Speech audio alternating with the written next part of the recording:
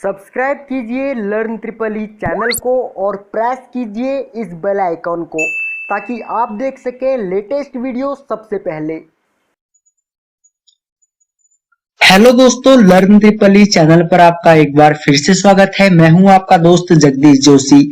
दोस्तों, आज की इस वीडियो में हम स्नाइडर की जो VFD है हमारी मॉडल नंबर ATV12H018M2 इस ड्राइव के बारे में हम डिटेल में डिस्कस करेंगे। इसके जो कनेक्शन जो होते हैं उसके कनेक्शन के बारे में हम डिटेल में डिस्कस करेंगे और जो मॉडल नंबर जो होता है, मॉडल नंबर से हम किस तरीके से ये पता लगा सकते हैं कि भाई ये जो ड्राइव जो है वो उसका फंक्शन क्या है, उसको हम कितना इनपुट मतलब कितना वोल्टेज इनपुट देंगे तो वो कितना आउटपुट निकालेगा और उसके कनेक्शन किस तरीके से होंगे, वो सब हम आज इस वीडियो में डिस्कस करने वाले हैं। तो इस वीडियो को देखने के बाद आप किसी भी ड्राइव के कनेक्शन बहुत ही आसानी से कर सकते हैं। तो आप इस वीडियो को आखिरी तक जरूर देखिएगा ताकि आप इस वीडियो का कोई भी पार्ट मिस ना कर दें।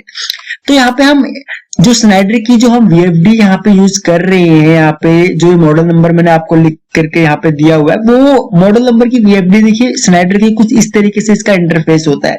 इसका फ्रंट व्यू इस तरीके से होता है। इसमें ये लोग यहाँ पे कुछ 3-4 बटन रहते हैं इसके। एक यहाँ पे बटन रहेगा आपका, यहाँ पे स्टॉप और रन का बटन रहता है, यहाँ पे स्टार्ट का बटन रहता है, ये ESC का बटन है और यहाँ पे एक ये रोटरी दे रखी है इन लोगों ने, नोब जो है ये, इससे हम इसका जो हम इसके पैरामीटर्स डालते हैं तो पैरामीटर्स डालते टाइम हमको इन बटन्स की जरूरत पड़ती है। और एक यहाँ पे बटन भी रहता है और एक बटन यहाँ पे रहता है, यहाँ पे 30% आपको यहाँ पे लिखा हुआ दिख रहा है। एक बटन यहाँ पे भी रहता है जो कि मोड का बटन रहता है, यहाँ पे हम इसको मोड सेलेक्ट करके ये रेफरेंस और मॉनिटरिंग एंड जो है कॉन्फ़िगरेशन, ये जो 3 मोड जो है इसके, इन मोड्स में जाकर के इसके पैरामीटर्स जो है वो सेट कर सकते हैं। तो इसका मैनुअल मैं आपको इस वीडियो के नीचे डिस्क्रिप्शन में आपको इसका मैनुअल मिल जाएगा। मैनुअल से आप इसका मतलब कि उस लिंक को फॉलो करके आप इसका मैनुअल डाउनलोड कर सकते हैं, मैनुअल चेक कर सकते हैं। और आप मैनुअल आपको पढ़ना चाहिए, हर एक ड्राइव का आपको मैनुअल पढ़ना चाहिए क्योंकि बिना मैनुअल पढ़े आप किसी भी ड्राइव के कनेक्शन नहीं कर सकते। अभी मैं आपको इस मॉडल नंबर के कनेक्शन बता रहा हूं इस वीडियो में, आपको उसका मैनुअल पढ़ना पड़ेगा तभी आप उस ड्राइव पे काम कर सकते हैं। आप कई बार मेरे पास कमेंट आते हैं कि भाई मैं किसी VFD में पैरामीटर्स डाल करके आपको दिखाऊं। तो गाइस देखिए, पैरामीटर्स में अगर आपको किसी VFD में डाल के दिखा भी देता हूं तो भी आपको, अगर आप किसी दूसरी VFD पे अगर आप काम कर रहे हैं तो उसके लिए आपको पैरामीटर्स आप सेम नहीं डाल सकते हो। पैरामीटर्स सब ड्राइव में चेंज होते हैं। चाहे आप स्नाइडर की है, अगर आप किसी दूसरे मॉडल की PLC जो ड्राइव है उस पर अगर आप काम करेंगे तो उस ड्राइव में भी पैरामीटर्स चेंज होंगे। तो वो आपको मैनुअल पढ़ के आपको पता लगेगा और वो मैनुअल से ही आपको डालने पड़ेंगे क्योंकि मैनुअल में बिल्कुल स्टेप वाइज स्टेप जो है वो दिया हुआ रहता है कि किस तरीके से आपको पैरामीटर्स डालने हैं। तो अगर आप एक बार मैनुअल पढ़ेंगे तो आपको खुद समझ में आ जाएगा कि कैसे आपको इसके जो है वो पैरामीटर्स डालने हैं। लेकिन एक जो बेसिक जो इसके कनेक्शन होते हैं वो आज मैं आपको इस वीडियो में बताऊंगा। तो यहाँ पे देखिए, आपको जैसे कि मैंने मॉडल नंबर यहाँ पे लिखा हुआ है और कुछ मैंने यहाँ पे देखिए टर्मिनल्स के नाम यहाँ पे लिखे हुए हैं, जैसे कि R1A, R1B, R1C, यहाँ पे कॉमन है, यहाँ पे AI1 है, 5 वोल्ट है एंड AO1 है। इसी तरीके से नीचे कुछ टर्मिनल्स लिखे हुए हैं, इस तरह कुछ टर्मिनल्स के नाम मैंने लिखे हुए हैं। तो इन सब के बारे में हम डिस्कस करेंगे। बाकी जो टर्मिनल्स जो मैंने आपको लिख करके दिए हैं, जो इनका फंक्शन जो है वो सभी ड्राइव्स में सेम रहता है। चाहे आप स्नाइडर की ड्राइव ले लीजिए, डेल्टा की ड्राइव ले लीजिए, मित्सुबिशी की ड्राइव ले लीजिए, किसी भी कंपनी की आप ड्राइव ले लीजिए, जो फंक्शन जो ये यहाँ पे लिखे हुए हैं ये ऑलमोस्ट सभी ड्राइव में सेम रहते हैं।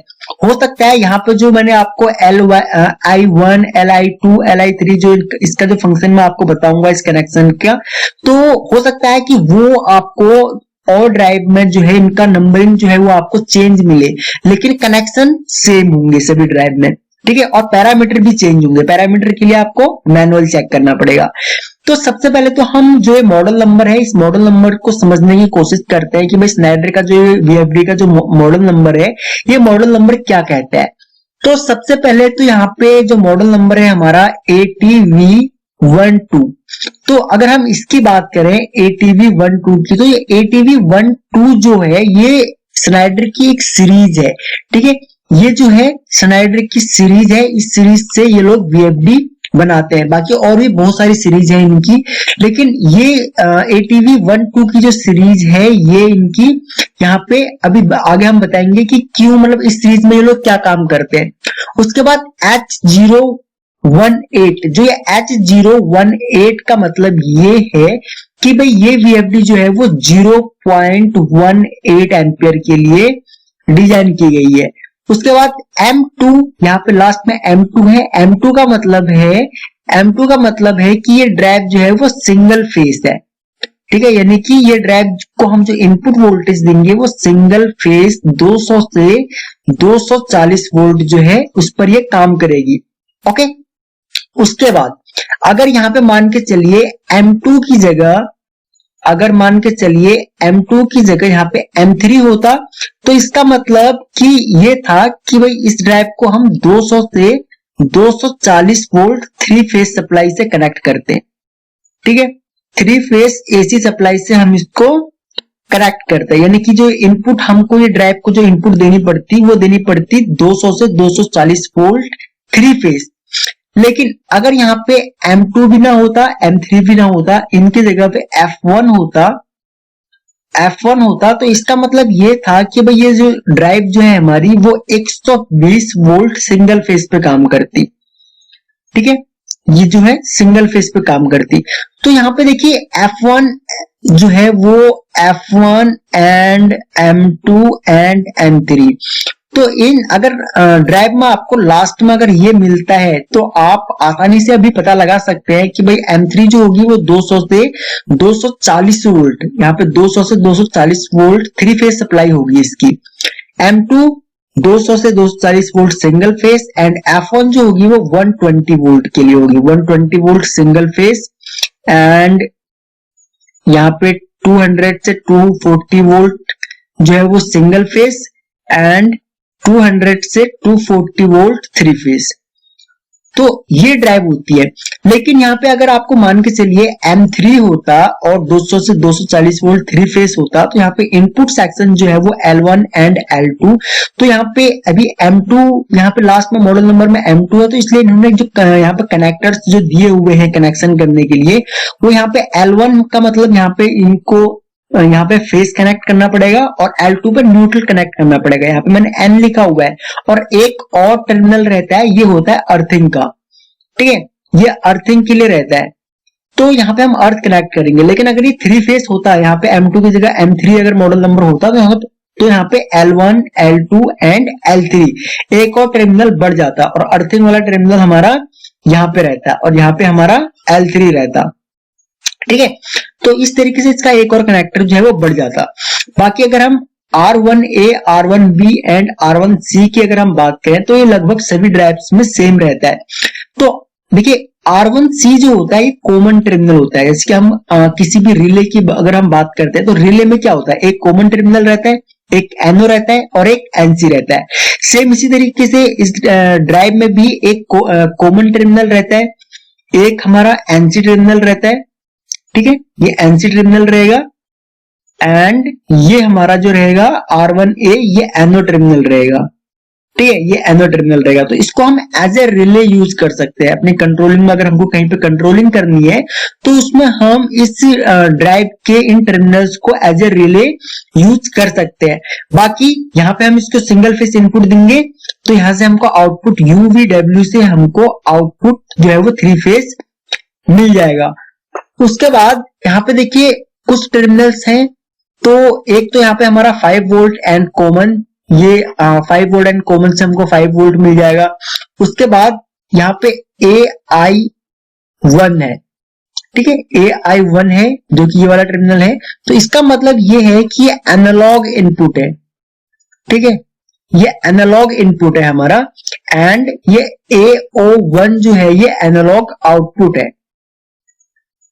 अभी देखिए analogue input and analogue output का मतलब ये है कि अभी मान के चलिए हमने यहाँ पे एक अगर हम इस ड्राइव को कहीं किसी मशीन पे लगा रहे हैं और उस मशीन में क्या है कि हमको टाइम टू टाइम हमको मोटर की जो स्पीड है उसको हमको वेरी करना पड़ता है, उसको हमको कम या ज्यादा करना पड़ता है।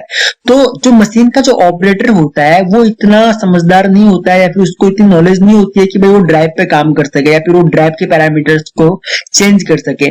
तो और बार बार जो मेंटेनेंस वाले होते हैं वो बार बार जा करके या फिर इलेक्ट्रिकल इंजीनियर जो होगा वो बार बार जा करके ड्राइव के पैरामीटर्स को चेंज नहीं करेगा।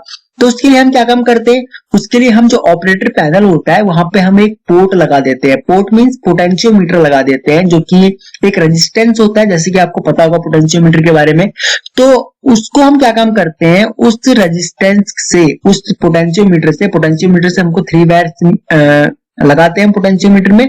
तो वो 3 वायर्स में हम क्या काम करते हैं, हम एक वायर लगाएंगे, यहाँ पे एक वायर देंगे कॉमन को, दूसरी वायर देंगे हम 5 वोल्ट देंगे हम दूसरी वायर में, और तीसरी वायर से हम डिजिटल जो इनपुट होगा वो हम एनालॉग इनपुट हम यहाँ पे कनेक्ट कर देंगे। एक तरीके से अगर मैं आपको यहाँ पे दिखाऊं तो कुछ इस तरीके से उसके कनेक्शन होते हैं। तो इस तरीके से अभी ऑपरेटर अगर इसके चेंज करना चाहे, मोटर का जो आरपीएम है उसको चेंज करना चाहे, मोटर की स्पीड कम या ज्यादा करना चाहे, तो वो आराम से जो बाहर में उसके जो हमने पोर्ट लगा के दे रखा है उस पोर्ट को रोटेट करके वो मोटर का जो आरपीएम है उसको कम या ज्यादा कर सकता है। ठीक है, तो उसके लिए उसको ड्राइव में पैरामीटर्स को छेड़ने की कोई जरूरत नहीं है। उसके बाद ये एनालॉग आउटपुट है, एनालॉग आउटपुट्स का भी हम यूज करते हैं। एनालॉग आउटपुट के लिए अगर हमको कोई मान के चलिए पीएलसी को कोई सिग्नल देना है, पीएलसी को कोई इनपुट वहां पे से कनेक्शन करना है, तो उसके लिए हम इसको यूज करते हैं। उसके बाद अगर हम बात करें नीचे वाले टर्मिनल्स की, जैसे common Li1, Li2, Li3 and Li4 24 volt, तो जो हम कंट्रोलिंग जो करेंगे इसकी, यानी कि हमको जो ड्राइव जो होती है, ड्राइव के अंदर हमारा एक तो इंटरनल रिले होती है, थर्मल ओवरलोड रिले। हम इसमें पैरामीटर्स में सेट कर सकते हैं कि भाई हमारी मोटर मान के चलिए 1 एचपी की है, तो 1 एचपी की मोटर 1.5 एम्पियर तक करंट लेगी। तो हम इसमें पैरामीटर्स में सेट कर सकते हैं कि हमारी मोटर जो है वो 1.5 एम्पियर से अगर ज्यादा करंट लेगी तो ड्राइव हमारा ऑटोमेटिक जो है वो ऑफ हो जाना चाहिए और अलार्म देना चाहिए। सेम इसी तरीके से हम उसमें ड्राइव का टेम्परेचर सेट कर सकते हैं कि भाई अगर ड्राइव का जो टेम्परेचर, मैक्सिमम टेम्परेचर जो हमको मैनुअल में दे रखा होगा, अगर उससे ओवर जाएगा तो हमारी ड्राइव जो है वो अलार्म देनी चाहिए। बाकी कई सारे फीचर्स होते हैं। बाकी हमारी मोटर फॉरवर्ड में कब चलनी चाहिए, रिवर्स में कब चलनी चाहिए, स्टॉप कब होनी चाहिए, तो उसके लिए यहाँ पे ये कुछ टर्मिनल्स होते हैं, यहाँ पे हमको इनके कनेक्शन करने होते हैं। तो उसके लिए हमको कंट्रोलिंग वोल्टेज की जरूरत पड़ेगी।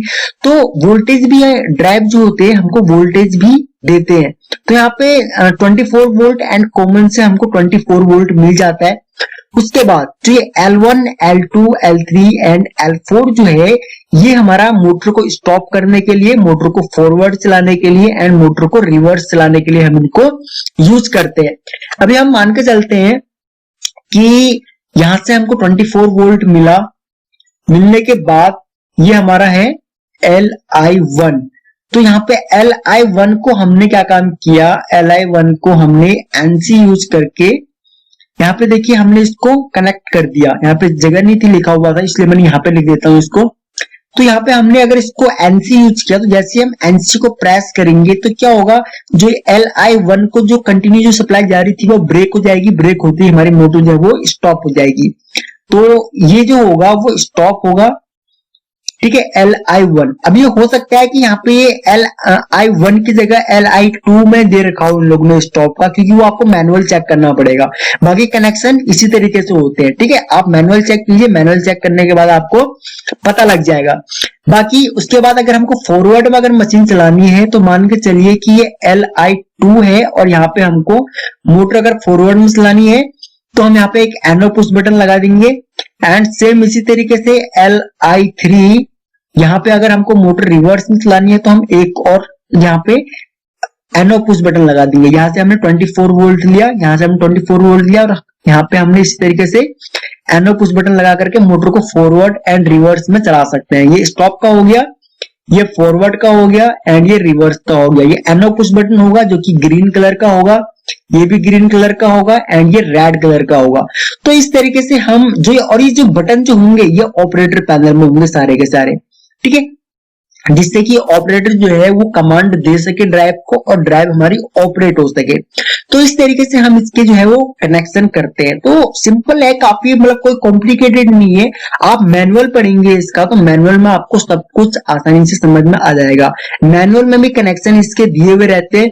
बाकी आप कोई सी भी ड्राइव लेंगे तो उन सभी ड्राइव्स का जो बेसिक जो होता है वो सेम ऐसा ही होता है। सभी ड्राइव में आपको इनपुट जो है वो एनालॉग इनपुट मिलेगा, एनालॉग आउटपुट मिलेगा एंड पोर्ट लगाने के लिए ऑप्शन मिलेंगे। ठीक है, common 5 volt and analogue input में ही आपने पोर्ट लगाना है। इसी तरीके से आपको फॉरवर्ड रिवर्स के लिए ये कनेक्टर्स मिलेंगे। हो सकता है यहाँ पे आपको M1 M2 से कि अगर आप डेल्टा पे काम करेंगे तो डेल्टा में आपको M1 M2 M3 इस तरीके से लिखा हुआ मिल सकता है। और यहाँ पे AVI एंड ACI आपको कुछ इस तरीके से मिल सकता है। तो वो आपको मैनुअल पढ़ेंगे तो मैनुअल में आपको दिख जाएगा कि एनालॉग इनपुट कौन सा वाला टर्मिनल है, एनालॉग आउटपुट कौन सा वाला टर्मिनल है। बाकी मोटर को फॉरवर्ड एंड रिवर्स चलाने के लिए कौन कौन से टर्मिनल हमको यूज करने पड़ते हैं। आउटपुट आपको U1 UVW आपको सेम मिलेगा सभी ड्राइव्स में, चाहे आप किसी भी कंपनी की ड्राइव्स को यूज कर ले। और उसके बाद इनपुट जो है वो आपको L1 L2 L3 सभी ड्राइव में सेम मिलेगा।